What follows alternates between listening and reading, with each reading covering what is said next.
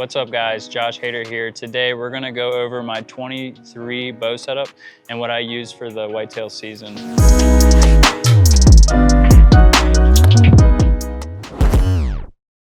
I'm using the Phase 4, 33 inch. I'm pulling back 65 pounds at a 30-inch draw length. And this bow has been really incredible for me, one of my favorite bows that they've made. The detail they put in for the bridge lock technology, a clean look in my personal opinion, but it's just a slim profile that I think it's really nice to be when you're in a tree stand or a blind that, you know, it's not too bulky and it's super balanced. Now on the strings, Mathews gives you the customization to really do whatever you'd like. And for me, I love the color baby blue. I added a unique colorway where I add a little bit of green and blue together with my purple peep. I just really enjoy customizing it to where it's different. I like having a different look on these things. So on this setup and most of my setups, I run the Garmin A1i Pro. This sight has everything packed into one. I really enjoy using this just because when you're at full draw, you take away the extra movements. You don't have to worry about pulling out your rangefinder and then getting your bow. This has it all in one. When you click this button, it gives you a range on the animal that you're looking at, and then when you let go, it drops a pin at that range.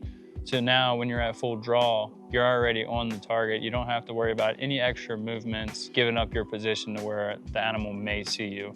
So that's why I really enjoy shooting the Garmin A1i Pro. Next, we'll move into the stabilizers. And what I found out that I really like is a smaller stabilizer, which I run an 8-inch stabilizer in the front. This would probably be my second season where I just started a reverse stabilizer.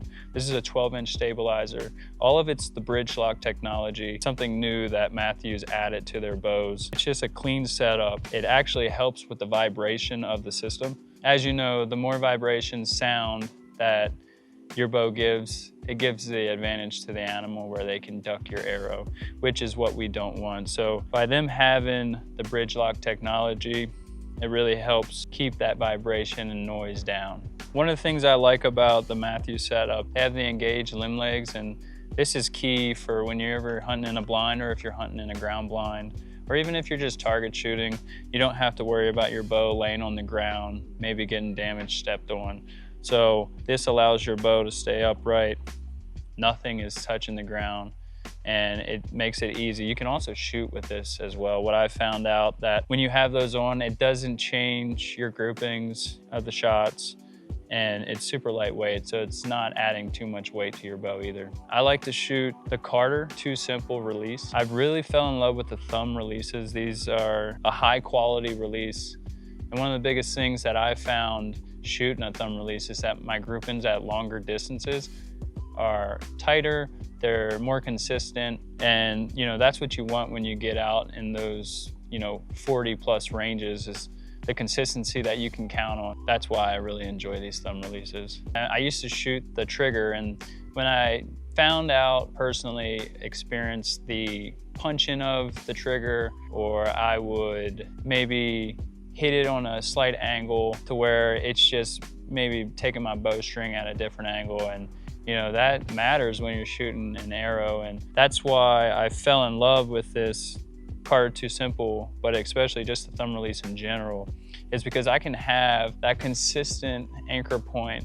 What I like to do is I take the 2 knuckles, and I put my jaw in between this space. And that gives me a consistent anchor point where my jaw just fits right into this crease. When I'm at full draw, all I have to do, pull back, and on my thumb, on that pressure, it will release, but without me knowing. I don't have to worry about, okay, shoot. Like, you wanna make sure that you take that out to where it's a surprise to you when you're shooting. And for my arrows, I'm shooting a Victory VAP TKO 300. What I found is shooting the micro diameter arrows, I tend to get more penetration, which obviously as a bow hunter, you want as much penetration you can get on an animal. These animals are resilient and they can take a lot. You want to be able to get a clean pass through and take them as quick as possible. I'm shooting a 100 grain tip with the Easton Deep 6 titanium insert in the front. With my vanes, I'm shooting the tack drivers. These are what I found to be the most consistent arrow flight. They stayed on and lasted through multiple pass-throughs of animals and just target practice as well. The difference on the tips, this is a practice field tip. Typically, you don't want to go after an animal with these just because there's no blade, right? These are mostly used for shooting at targets, and you get pretty much a consistent arrow flight. I found that shooting mechanical has been consistent to the field tip, and also I've started shooting the Beast broadheads, and I can't rave about them enough. I've had clean pass-throughs, been able to use them multiple times, and it's just a consistent, reliable broadhead. So if you haven't checked those out, make sure you do, just because they're engineered with a spring-loaded mechanism that shoots out the blade. So the really cool thing about those broadheads is when they hit bone, they actually retract a little bit to where they don't get stuck, and you can still get penetration and a clean pass through. With that being said, we're gonna go into the range, shoot a little bit, show you how this bow setup works for me, and kind of the process of what I think about when I'm shooting an arrow in target and on an animal. So that's the fun part.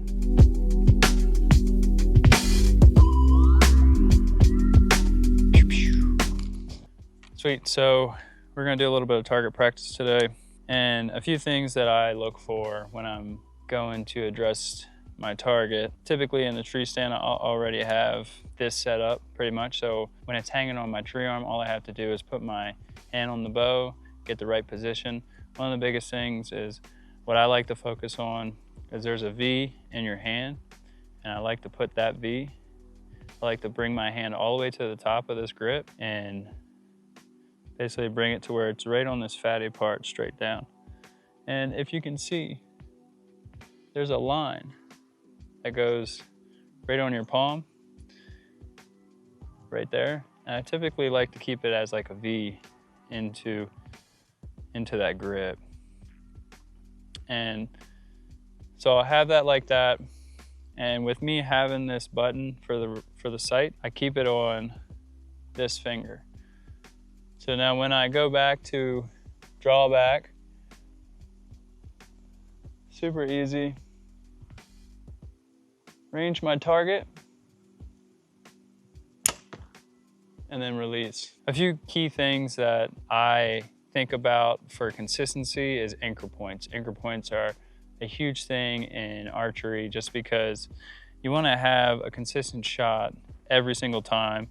And for me, with having this thumb release, I think about my knuckles at the back end of my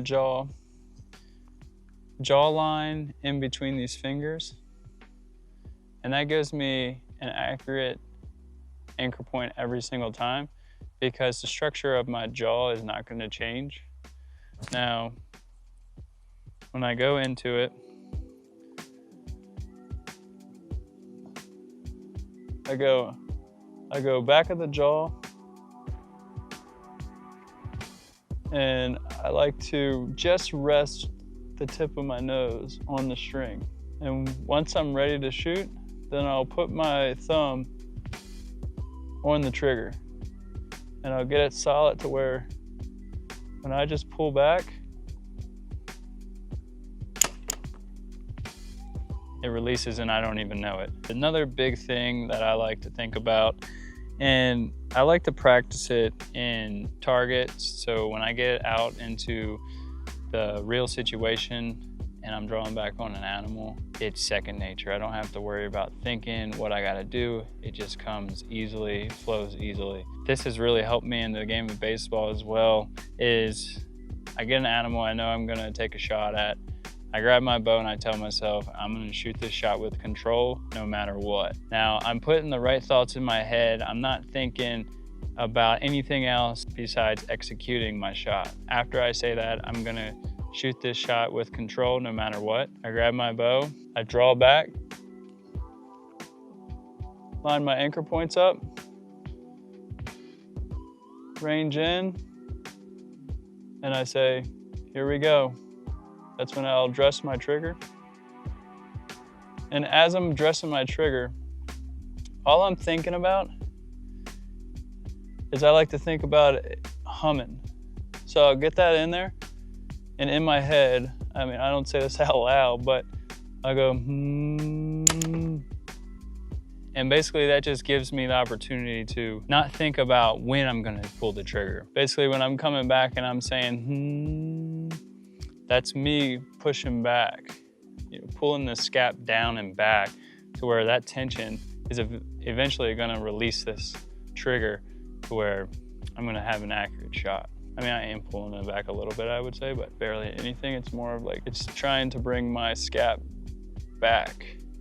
And what that will do is that will bring that scap this way, which my thumb being on the trigger is gonna have that tension. So when it pulls back, it's gonna hit that trigger and release that arrow. Just a tendency for us, and I know a lot of people sometimes have that problem, it's target panic. Try to jump the shot, you pull the trigger or whatnot, and this just gives me that mental rep to where I know I have a consistent plan going into executing my shot. And when you practice that over and over again, it becomes second nature, and you don't have to worry about anything else that you can't control. So this is my bow setup. This is what I shot in 2023. It did me well. I had one of my biggest bucks on the ground this year with that, and you can check that video out right here. If you have any other suggestions on what I should add to my bow, or what you personally like on your bow, which bow you like to shoot, which type of arrows release that you found is very comfortable for you,